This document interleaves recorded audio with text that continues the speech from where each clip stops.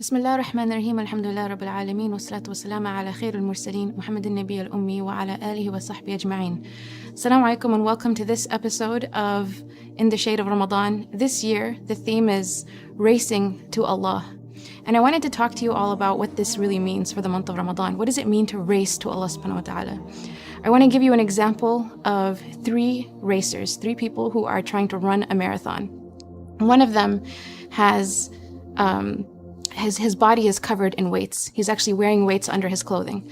The other one is carrying a really heavy load. It's on his back and it's covering some of his vision. And the third racer doesn't have any weights on him under his clothing. He's not carrying any loads and he's just free and limber. He doesn't have anything on him. If the three of these racers were to compete against one another, how far do you think each one would get? Who do you think would actually get the farthest? Who do you think would be slowing down and not realizing why? Who do you think would be going off track? Who would actually, not even end up on the same course?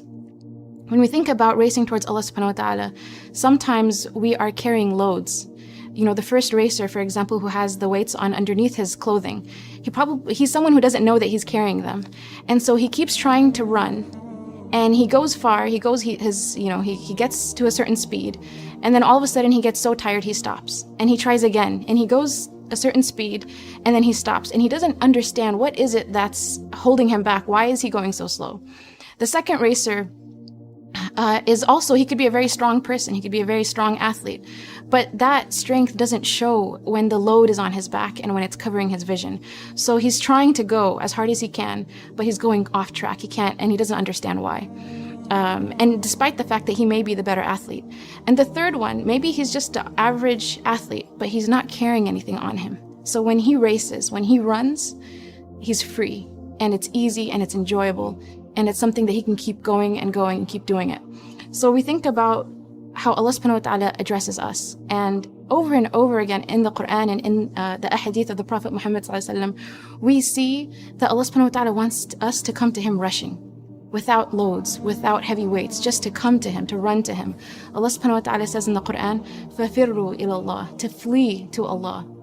He also says in Surah Ali Imran, Allah subhanahu wa ta'ala tells us to race with one another towards his forgiveness and towards paradise. So we race to Allah, we race towards forgiveness, and we also race towards paradise itself. Allah subhanahu wa ta'ala also says, فَاسْتَبِقُوا الْخَيْرَاتِ, that we race with one another and compete with one another in the doing of good deeds. And this particular clause is mentioned twice in the Quran. So now we think again to the month of Ramadan and we think about all of the things that we're trying to do. And, whether it's reading Quran or praying Taraweeh, and sometimes we try to start something and you feel a block. You feel like there's a block between you and that good thing that you want to do. That's a load. And it's time to let go, whatever that load is. And so you have to really discover what it is mentally that's blocking the Quran from you, that's blocking Taraweeh from you. And it's really easy to let go of that load. It may seem hard, but it's a disguise. It's actually, subhanAllah, it's an easy thing to do. Sometimes a person reaches for the Quran and they feel like they don't deserve it. And so they're adding to themselves a sense of guilt that Allah subhanahu wa ta'ala has not told them to feel, that there is no encouragement for them to feel that level of guilt for no reason, to feel undeserving of the Quran. So you have to get rid of that block and let yourself know that this is a lie. So throw away the weights, throw away the loads, and you have the ability and the capacity to do that. You think about someone who wants to pray Taraweeh and they feel maybe anxiety about how long it's going to be. Taraweeh is safe. It's a safe thing to do. There's no reason to feel anxiety. And so throw away that weight and let it go. And when we do that, we will be more able to open the month of Ramadan with a spirit of rushing to Allah subhanahu wa ta'ala, no holds barred. And you think about what that means in terms of the spirit of Ramadan. SubhanAllah, sometimes people can confuse emotion or being emotional with being spiritual. I'm not saying that being spiritual does not sometimes have emotions, but they are not one and the same. And especially when we think about Ramadan, the goal of Ramadan is not to stand in prayer for 30 nights and wail and bawl your eyes out. That doesn't mean you accomplished Ramadan. Ramadan is for God consciousness. It's to come closer to Allah subhanahu wa ta'ala and feel like you can do even more for him in this life. And an example that comes to mind is when I was in Egypt and I was studying there, one of the opportunities I had was to go to Masjid Amr ibn al-As and pray behind Sheikh Muhammad Jibreel. And something really struck me about that experience. So I go into the masjid and it's crowded, thousands of people are there. And the thing that I noticed is that when he was reciting, a lot of people are crying and a lot of people are really into it. And then there's a break, and then people, you get up to do more rak'at, to pray more tarawih, and these same people who are standing there crying are pushing and shoving each other, and they're getting mad at each other, and they're treating each other so badly. There was actually an outcry in the women's section. And I thought to myself, the point of Ramadan is not to come into tarawih so you can cry and then hit people afterwards. That's not what Allah subhanahu wa ta'ala wants for us. That is not God consciousness. That's spiritual narcissism. And that's not what Islam is about. What a person would want to do in the month of Ramadan is to come closer to Allah subhanahu wa ta'ala without having these blocks, and without misunderstanding what it means to be spiritual. Allah subhanahu wa ta'ala mentions in the Quran, do not be weak and do not be sad. So let's not self-impose more sadness upon ourselves than is necessary. That's not spirituality.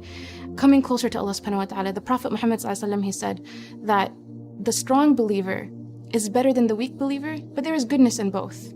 And so the asl, the root or the foundation of the believer is actually strength. And so with this strength, you're able to rush to Allah subhanahu wa ta'ala, you're able to race to Him. And so this is something that I want us to think about, something that I want us to really reflect on in terms of how do we view ourselves? Do we view ourselves as being strong, or do we view ourselves as being victims of all the different things that have happened to us? You cannot rush to Allah subhanahu wa ta'ala with a victim mentality, so let go of it. You cannot rush to Allah subhanahu wa ta'ala with phobias, so let go of them.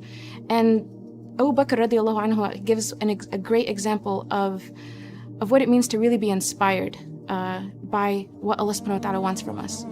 In the story of the hijra, the Prophet Muhammad sallallahu alaihi wasallam goes to Abu Bakr radiallahu anhu and tells him that it's going to be him that gets to accompany him on the migration to Medina. And Abu Bakr's response is to be overjoyed to the point of tears. His tears are because of his happiness to be able to do more for the sake of Allah, his gratitude, his level of awe and humility before the task ahead of him. And those are the tears that we want in Ramadan, to be in awe in front of Allah subhanahu wa ta'ala, to be grateful and humble, and to feel excited to be one of His slaves, one of His servants who wants to do the most for Him in this month and afterwards. So I say this, and I hope that we can all benefit, inshallah, and that we all encourage one another and help one another to race towards Him. Jazakumullah khair. Assalamu alaikum.